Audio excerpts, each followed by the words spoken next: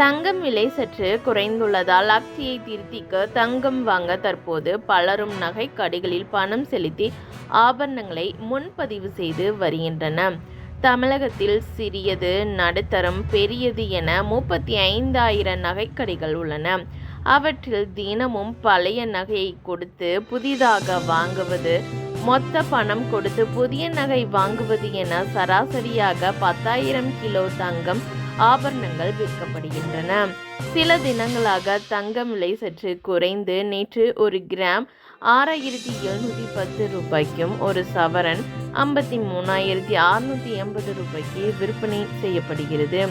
அடுத்த மாதம் 10ஆம் தேதி அக்ஷய திருதியை வருகிறது. எனவே அன்று தங்கம் வாங்க தற்போது நகைக்கடைகளுக்கு சென்று விரும்பிய நகைகளை தேர்வு செய்து அதற்கான பணத்தை செலுத்தி முன்பதிவு செய்து வருகின்றன.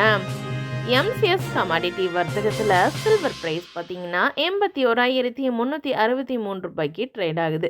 நேற்று விலையை கம்பேர் பண்ணும்போது 679 ரூபாய் கூடி ட்ரேட் ஆகிட்டு இருக்கு. அதே கோல்டு ப்ரைஸ் பார்த்தீங்கன்னா 71,605 ரூபாய்க்கு ட்ரேட் ஆகுது. நேற்று விலையை கம்பேர் பண்ணும்போது 391 ரூபாய் கூடி ட்ரேட் ஆகிட்டு இருக்கு.